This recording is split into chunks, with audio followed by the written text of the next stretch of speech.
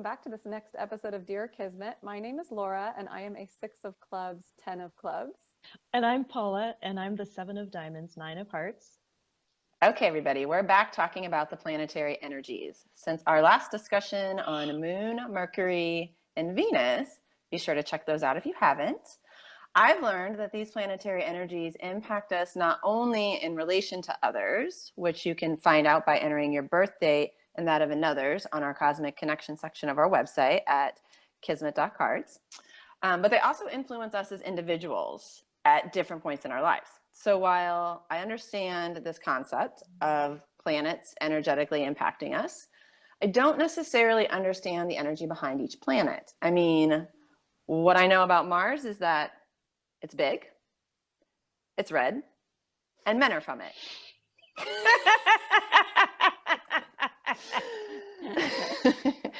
Seriously, Laura, what the fuck does it mean to have a Mars connection or Mars planetary energy, Mars influencing our life? Okay, thanks, Candy. So yeah, we're going to break down a few different areas where Mars affects us. And I think the first one that we're going to do is where Mars is in the chart. And we're going to focus just on the life spread chart, which I'm going to put a link to that underneath our video so you can get a little bit closer look. But basically, if we're looking at Mars, there's a row of Mars and a column of Mars, just like there is for the other planetary energies. And so if you kind of look through that, like let's start with the row, actually. I'll just read the cards and then Paula will tell us what a row of Mars energy people are like. So let me just read real quick the cards that are influenced by Mars. So we have the 8 of Clubs, Jack of Spades, 2 of Diamonds, 4 of Clubs, 6 of Hearts, King of Diamonds, King of Hearts. And then that's horizontally. Vertically, we have the 10 of Clubs, Queen of Clubs, 5 of Spades, 6 of Hearts, again, because that's the Mars-Mars intersection. 10 of Hearts, 3 of Clubs, 9 of Diamonds, and 2 of Spades. So basically, Paula, how are those cards influenced by being in the Mars line, like row or column? Okay, so the Mars line that goes horizontally has all clubs underneath it. So that's a significant influencing factor. Everybody in that line, I'll just kind of sum it up. They're pragmatic, practical, task-oriented, forward-moving. They know how to get it done. They think logically. They think. Clubs represent the mental realm. So it's not just that they think, it's that they make use of information in a really practical way. So it's actually surprising how many people in that line tend to be teachers, because they're making use of information. My friend that's a 6 of Hearts is a Mars, and she's a teacher. Yeah, so is my sister-in-law, who's the 6 of Hearts. She's a teacher, and my brother's the King of Hearts, and he's a teacher. I know a number of therapists who are the King of Hearts, and they're very grounded therapists. So yeah, each one of those Mars cards is going to be augmented by whichever vertical line they intersect with. I tend to think of the vertical line as being more the divine energy, which would be more about passion and devotion rather than just pragmatism. But as I'm looking at all those Mars cards, I'm like, oh yeah, those are all really practical people. So tell us in general then, what is the general vibe of the Mars energy in the cards in cardology? Mars will answer the question, what are you passionate about? What might you be even angry or aggressive or attracted to or aroused by? It includes sexuality. It focuses on the body physically more than like Jupiter would be the big expansion. Venus would be what you love or enjoy doing. And Mars it's very physical. So like if you have a Mars connection with somebody, you like to go out and do stuff that's really physically engaging. Like if you have a climbing buddy, that's a really good example of a Mars connection. Yeah, so let's continue down that road with the cosmic connection. So now we're talking about the energy that you have between you and another card or another person. So there's always like a vibration. I kind of see them these little like energies actually shooting in between you two, and they affect how you relate to each other. And so Mars energy, as Paula was describing, is good for when you, like it's really good for if you work together because you're doing something together. She's saying climbing buddies, like if you have an activity that you're doing together. And tell us more kind of how it affects romantic relationships. Okay, this is kind of a funny example, but um, I began to notice that friends of ours that were the three of diamonds, like I would look at them and I would be like, they're giving me that I'm attracted to you vibe, and it's kind of freaking me out. And then I looked up the connection and I'm like, oh, I'm their Mars card. So it's almost like I'm just putting out this scent without meaning to everyone who's my Mars, connection, and then they'll smell it. So yeah, there tends to be an attraction between you. Sometimes the attraction leads to competition and obsession. Sometimes it's sexual. Sometimes there's an anger energy. I'm getting this kind of energetic feeling of like, it's like they kind of help you pull forward. It's like you have these things you can grab onto that kind of move you forward. And there's this really strong energy that, yeah, I would call it aggression. I mean, it doesn't have to have anger. It doesn't have to be a dysfunctional energy. Those are a lot of the different colorful emotional forms they take, but it really is kind of like I'm just thinking of kind of a second chakra, like, you know.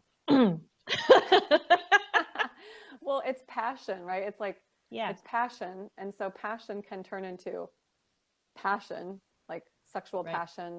passion for work. But passion kind of misdirected can then be that like anger and frustration and turn into like a negative competition or something like that. Mm-hmm. Yeah. So if you are into astrology, you're going to already kind of know what the vibe of these planets are that we're talking about. It's not different in cardology than in astrology. Okay, so now let's talk about our personal Mars card. So we have our own hand that goes along with our card. And if you want to learn more about that, you can get on our website, kismet.cards, look up your card, and you'll see the kit. And the kit will help you dive into your hand, figure out what your Mars card is and all your other cards. So for now, what does Mars tell us about our hand, or what does the card in our Mars position tell us about our hand? Okay, well, I just took a sneak peek at my 2 Mars cards, and without going into detail, the Queen of Hearts is Mars to me, and the Queen of Spades is Mars to me. Oh. And I am extremely devoted to, really devoted to, and passionate about the archetypes of these 2 queens. The Queen of Hearts is compassion, the importance of handling our emotional bodies like a mother with nurturing energy. I'm passionate. I'm even aggressive about that gentle, compassionate, soft energy. And then the Queen of Spades she's basically what do we call it? The motto of Kismet, which is do your work. She's all about taking responsibility, because only in taking responsibility for your stuff can you have liberation and freedom. So it's really the card of sovereignty. And I'm realizing it's like I'm climbing up a ladder with that vibration. And I've never even thought about the fact that the Queen of Spades is my Mars card, but I'm watching how I'm going into the next and the next and the next level, so to speak, of her card. And like, yeah, that's what I'm passionate about. So your Mars card will tell you that. It'll also tell you a lot about your career energy, what you want to do in the world, the work that you want to do. It's not necessarily the big vision. That's your Jupiter card. And if your work or your career involves something that you love, this is actually an evolution that started to happen a couple of years ago. I noticed people were leaving their jobs, which were associated with their Mars card, and they were taking jobs or doing work that was more in line with their Venus card. This gives me pleasure. I value pleasure more than accomplishment. So yeah, Mars is also accomplishment. And people who are your Mars card, it'd be really easy to get angry or feel competitive with them at times and be attracted to them. So Candy, I was looking at Candy's card. Her 6 of diamonds has a 10 of diamonds Mars card. So what is that saying? Okay, yeah, this means that her work energy, she's going to get caught up into some kind of giant tornado or toroidal field. Many things, the multitasking, like we just did this show on Jim Carrey and how he's like kind of a tornado. And so 10 of diamonds represents being involved in many things and networking, connecting people to each other. And that Mars energy may express itself in terms of her work long term. She may always just find herself being a networker, And as she moves more deeply into that energy, her work is going to take on a mission of connecting everybody to this toroidal field. It may take on a more esoteric theme about being the allness within you, or something like that. Yeah. Interesting. That's really cool. It's funny because I was then just looking at mine, and mine's my own planetary ruling card because I'm Aries. So it's the 10 of clubs. What would you just say if a 6 of clubs has the 10 of clubs Mars card? I would say, yeah, for anybody who's the 6 of clubs, the teacher, they have this task. This just cracks me up because I know a lot of 6 of clubs, they gravitate into my life, a lot of them. And they don't know that they are in the role of teacher all the time, but they are. They have this mission to enlighten, to instruct, to inform. And I can't say that they've ever felt arrogant to me about that. It's just like they're just really passionate about informing. So the 10 of clubs is a teacher archetype.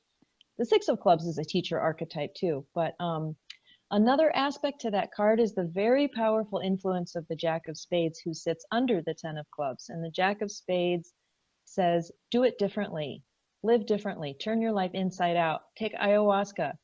Your life's just exploded and you don't recognize it anymore. And now you have to navigate moment to moment. And it's also about using alternative remedies. It's like the buck the system, the rebel. So that's a really good point. And when she says underneath, that's kind of an advanced cardology terminology. But if you want to know more about the underneath part of your cards, you can get a reading with Paula, and she can help you kind of find all those layers, because it's like we're giving you kind of as much as we can of an overview of this, but there's so many layers to this. So that's kind of like a parfait.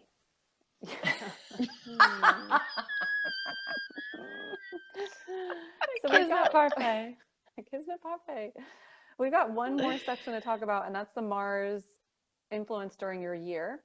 So again, for a reading, you would also be able to find out what influences you have during the year. You have 5 cards that, if depending on your card, you have 5 cards that overlay the whole year. Some of you all have 3 cards. It's a long story. And then you also have 52-day periods throughout the year. So the first 52-day period is Mercury, then Venus, and Mars. And in essence, the cards that sit under Mars are influencing in a Mars type way your whole year. Then more layers. Within those Mars cards, you actually have the whole hand of the card that you're dealing with. So we're just generally talking about the Mars influence for the year. So what kind of questions does Mars answer when you're looking at your cards? It's everything we've said before. It will answer the questions. What will I be passionate about this year? What will I be passionate about this month? And there are varieties of ways to answer that question. You can even take the long range card and look at what is Mars to the long range card. That's another way to answer that question. Something we haven't talked about is that you can actually use, I don't know how I figured this out. I don't know, it just came to me, but if you're a woman, you can look at your Mars card to answer a very general question about what will the man in my life, what's a little commentary about the man in my life. Or you can look at your man's Venus cards to answer the question, what's going on with his woman this year? So, and we haven't really talked too much, but it is true that actually people's cards will show up in your spread for the year, in your various spreads for the year. So you can also go hunting for the cards that you have, like the actual person's card or their archetype card, which we don't talk about too much, which is your Jack, Queen, or King of your suit. So when those kinds of cards pop up too, that's also like locating. It's almost like it's a location beacon for people in your life. Like, how are those people going to be influencing me? So it's both the energy of the card, but also people's cards show up in those areas too. And I just got one more quick thing to say. There are certain cards that just shout Mars. And when those cards fall into your hand, into your spread that year or whatever, you're going to be experiencing a lot of Mars energy for you in particular, which will take, any kind of form. But it's the 10 of clubs is ruled by Mars only, the Jack of Spades, which sits under it, the 6 of hearts, which sits in the Mars-Mars intersection, Or what's under the Six of Hearts? I think it's the Four of Clubs. Yes. Yeah. Yeah. And so the Four of Clubs is another strong. Mars is calling. Mars is here. Cool. Okay. Any other questions or anything, Candy? No. So my shortcut is Mars is red. Red makes people feel passion. Passion can be love, anger, anything, any emotion to the extreme.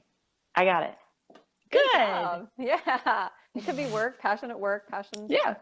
Yeah. Or like Cool. our Oh my blood. gosh. Yeah. What's your Candy, that's life's so good. blood, the life energy that Oh, yeah. motivates you too. Yeah. Cool. Excellent. We need more shortcuts. Thank you. All right. Thanks everyone for watching, and be sure to like, share, and subscribe. We will talk to you next time. I'm Laura. I'm Paula. I'm Candy.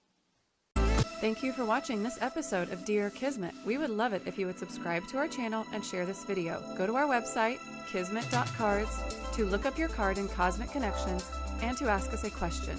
You can also find us over on Facebook and Instagram at Kismet Cards.